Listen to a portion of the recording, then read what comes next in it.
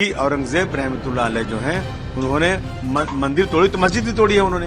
और ये सच है कि उनके राज में भारतवर्ष सोने की चिड़िया था। तो ये कौन मिटा सकता है? इस चीज से कौन मिटा सकता है?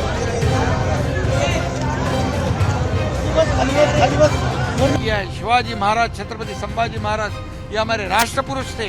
ये राष्ट्र पुरुषों का अपमान है, इसलिए उनके ऊपर देशद्रोह का गुना दाखिल करना चाहिए। इसलिए हमारी मांग है कि उसको निलंबित किया जाए और उनके ऊपर देशद्रोह का गुना दाखिल किया जाए।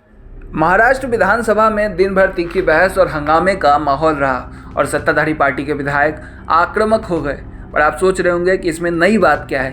दरअसल सत्ता में बैठे विधायकों ने समाजवादी पार्टी के नेता और विधायक अबू आसिम आजमी के निलंबन की मांग कर दी।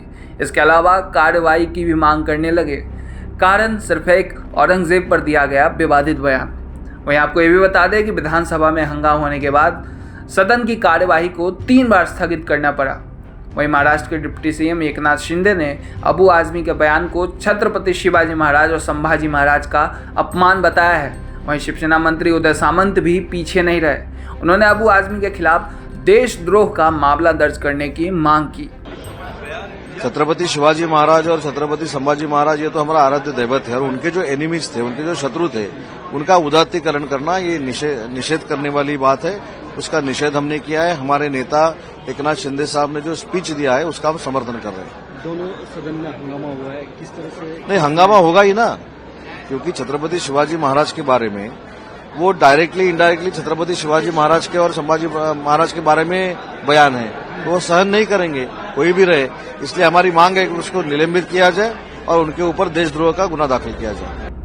तो चलिए जानते हैं आखिर पूरा मामला क्या है। दरअसल 3 मार्च को सपा नेता अबू आजमी ने मीडिया से बातचीत के दौरान औरंगजेब को एक महान शासक बताया था और उसकी जमकर तारीफ की। उन्होंने कहा कि औरंगजेब इंसाफ पसंद बादशाह था, उसके कार्यकाल में ही भारत सोने की चिड़िया बना। मैं औरंगजेब को क्रूर शासक नहीं मानता हूँ। वहीं बॉलीवुड मूवी छावा को लेकर अबू आजमी ने दावा किया कि औरंगजेब ने कई मंदिर बनवाए, वो क्रूर नेता नहीं था। औरंगजेब के बारे में गलत इतिहास दिखाया जा रहा है। औरंगजेब ने अगर मंदिर तोड़े तो मस्जिद भी तोड़ी थी। इसमें हिंदू मुस्लिम करने की कोई ज़रूरत नहीं है। बस फिर क्या था, इस बयान के बाद विवाद छिड़ गया। नहीं, कार्रवाई कर दीजिए, कोई बात नहीं। अगर कानून से गलत है तो कर दीजिए, लेकिन मेरा कहना ये कि राजा लोग सत्ता और संपत्ति के लिए संघर्ष करते थे। उनका वो धर्म के नाम पे उनका कोई काम नहीं था कि धर्म हिंदू करो मुस्लिम करो।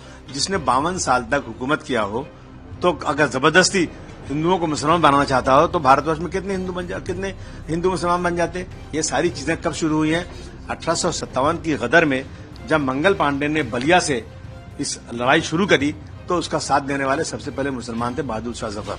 अंग्रेजों को लगा ये हिंदू मुस्लिम साथ रहेंगे तो हम आजादी की लड़ाई, हम इस लड़ाई में यहाँ राज नहीं कर सकते हैं। इन्होंने इस तरह हिस्ट्री को बदनाम शुरू किया। मैं फिर कह रहा हूँ कि औरंगजेब रहमतुल्लाह अलैह जो हैं उन्होंने मंदिर तोड़ी तो मस्जिद भी तोड़ी है उन्होंने।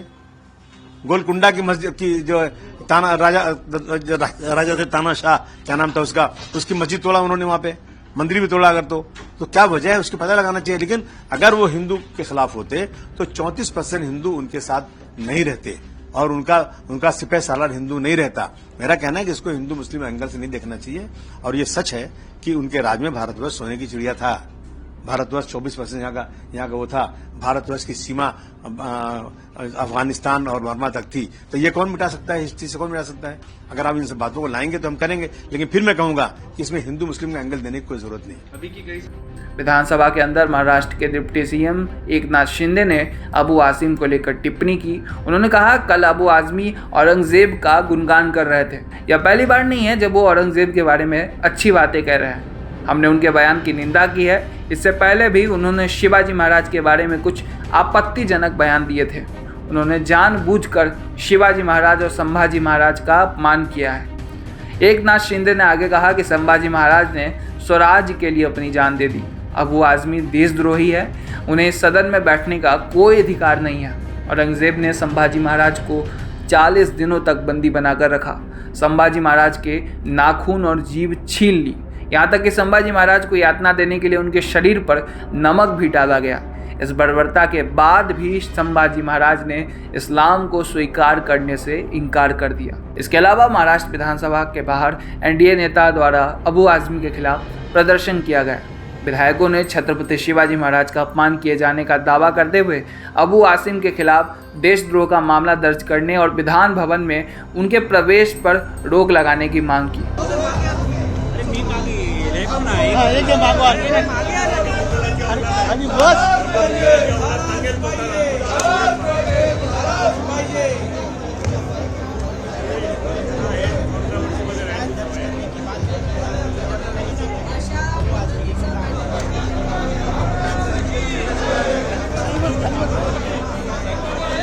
मोबाइल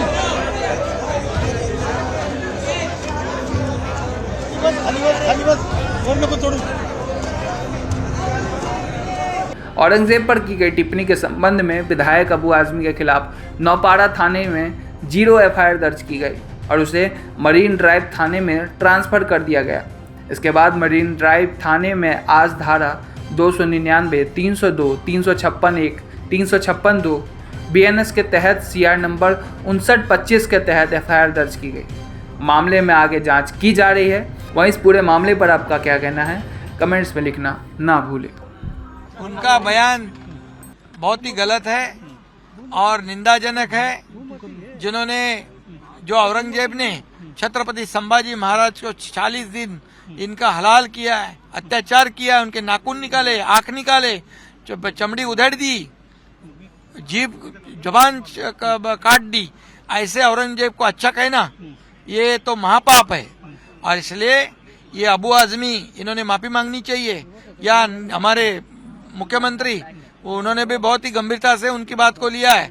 और निश्चित रूप से ऐसे अबू आजमी को जिन्होंने देशभक्त का अपमान किया है, शिवाजी महाराज, छत्रपति संभाजी महाराज, ये हमारे राष्ट्र पुरुष थे, ये राष्ट्र पुरुषों का अपमान है, इसलिए उनके ऊपर देशद्रोह का गुना दाखिल करना चाहिए।